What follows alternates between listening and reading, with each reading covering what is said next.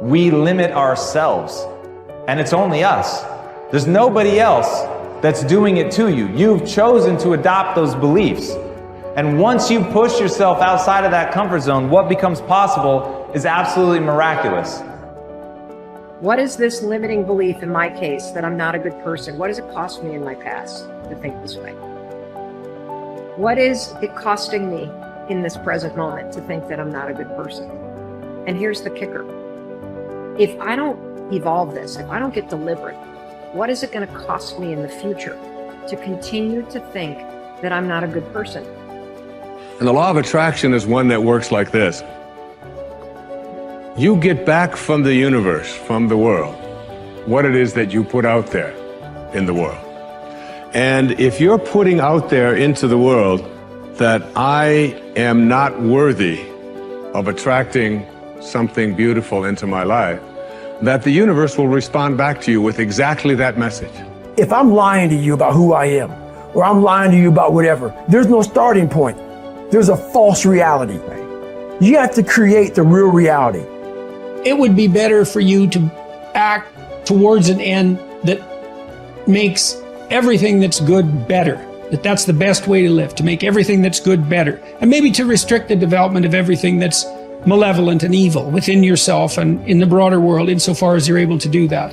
And so I think that's an expression of love, is that because when you love something, you care for it. And the proper attitude towards being, I think, is care. The best thing about life is tomorrow never happens. Yes?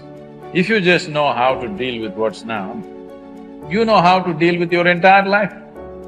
This moment, if you know how to manage your thought, your emotion and your body, rest, drama outside happens. But if this is like this will be joyful and wonderful no matter what's the drama around you. Yes? Oh, what if this happens? What if that happens? Yes, all those things can happen. But you came here to experience life, not to avoid life, isn't it? This is about being able to think like a champion, know what goes on in their heads, understand how you can relate it to your business and whatever you do to take yourself to the next level. And I'll tell you, if you fight with all you have, more often than not, you won't go down at all. You will win. But you have to make that attitude a part of your everyday life. Do the extra repetition. Run the extra mile. Go the extra round. Make the right choices. Give the full measure. Make yourself stronger. Every day, comfort you versus growth you are in a fight. There's a war going on inside you. Comfort you versus growth you. Every day there's a fight, there's a battle, there's a war going on. And you need to decide who's gonna win the fight. It's a daily thing. And the more growth you wins against comfort you, the more you start to grow, the more you start to hit your goals, the more you start to have an impact, the more you start to love yourself. It's painful to understand how much of what you're doing isn't productive. So I'll give you an example. So I've done this a couple of times with classrooms full of students. Usually when I'm lecturing about career development, say, okay, how much time do you waste? So then I get the class to vote. How many of you waste 10 hours a day? It's like 10% of the kids will put up their hands. And it's interesting because I don't define what constitutes waste. I just ask the question. So they're diagnosing themselves, right? I'm not saying you're wasting 10 hours a day.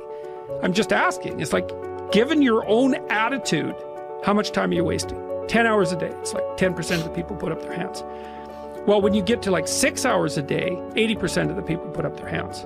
So then we do the arithmetic. It's like, because I like doing arithmetic with people. People hate arithmetic, but I like doing it. It's like, okay, 6 hours a day. It's 42 hours a week. So let's call that a work week, 40 hours a week. So that's a work week. Let's say, what's your time worth? You're a university student. Well, it's certainly worth minimum wage, because obviously, but it's worth way more than that, because if you spend a productive hour when you're 20, then you gain the benefits of that hour for the rest of your life. So there's the compounding effect of time spent when we were young. So I say, well, let's assume your time's worth $50 an hour, which I think is an underestimate, but whatever. Let's call it 50. We could call it 25, but we'll call it 50. That's $2,000 a week you're wasting. It's $100,000 a year. It's like, how much better would your life be if you weren't wasting $100,000 a year? It's like, what is that over 40 years? $4 million. It's like, you're rich. You don't even know it. Quit wasting time. By your own definition. It's like people shake their heads. Well, I never thought about it that way. It's like, yeah, think about it that way. Don't waste your damn life. I know I'm a weak man. I know that I have sinned. I know that I am not perfect. But if I could have a person who's so much wiser than me, if I could look out into the future and my highest, best, strongest, happiest, boldest self could step into the situation, how would my better self advise me now?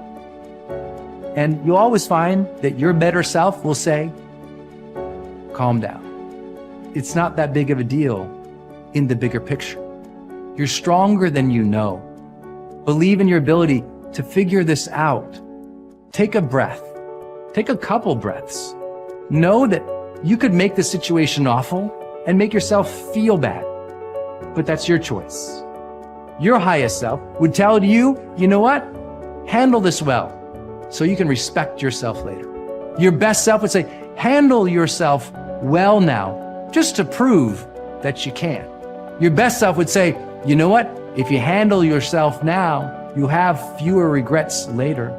Your best self would say, you know what? Instead of being angry, try to be compassionate. Because from compassion and love comes a greater power to influence than you'll ever have as an angry little child. Oof, your older self, they'd tell you, they'd learn you.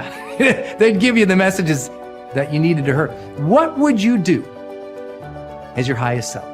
I like my trigger for myself is when I feel those negative emotions, I ask a very specific question. My question is, if I was acting as my highest self now, what would be my next right action of integrity? Coming from a place where I want to be happy as a human being, how would I reply to this? And that changes the game. The questions we ask ourselves in moments of conflict dictate the answers and the way in which we behave. And so I say to you, take a beat, ask the questions, wonder why you're so upset, and let it go. Ask, what would my highest self do in the situation? Removing distractions is no small matter in our current culture, but it's critical. How do you do it? First, by maintaining the discipline of practicing your priorities. Don't do easy things first, or hard things first, or urgent things first. Do first things first, the activities that give you the highest return. In that way, you keep the distractions to a minimum. Second, insulate yourself from distractions. I've found that I need blocks of time to think without interruption. I've mastered the art of making myself unavailable when necessary and going off to my thinking place so that I can work without interruptions. Because of my responsibilities, I am always aware of the tension between my need to remain accessible to others as a leader and my need to withdraw from them to think. The best way to resolve the tension is to understand the value of both activities. Walking slowly through the crowd allows me to connect with people and know their needs. Withdrawing from the crowd allows me to think of ways to add value to them. My advice to you is to place value on and give attention to both. If you naturally withdraw, then make sure to get out among people more often. If you're always on the go and rarely withdraw for thinking time, then remove yourself periodically so that you can unleash the potential of focused thinking. And wherever you are, be there. Once you have a place to think, you need the time to think. Because of the fast pace of our culture, people tend to multitask. But that's not always a good idea. Switching from task to task can cost you up to 40% efficiency. According to researchers, if you're trying to accomplish many things at the same time, you'll get more done by focusing on one task at a time, not by switching constantly from one task to another. Ralph Waldo Emerson, the great transcendental thinker, believed concentration is the secret of strength in politics, in war, in trade, in short, in all management of human affairs. To help me concentrate on the things that matter, I work to keep important items before me. One way is to ask my assistant to keep bringing it up, asking me about it, giving me additional information in reference to it. I'll also keep a file or a page on my desk so that I see it every day as I work. That strategy has successfully helped me for 30 years to stimulate and sharpen ideas. If you've never done it, I recommend that you try it. Take a good look at yourself from time to time to see whether you are actually making progress. That is the most accurate measure of whether you are making the best use of focused thinking. Ask yourself, am I seeing a return for my investment of focused thinking time? Is what I am doing getting me closer to my goals? Am I headed in a direction that helps me to fulfill my commitments, maintain my priorities, and realize my dreams?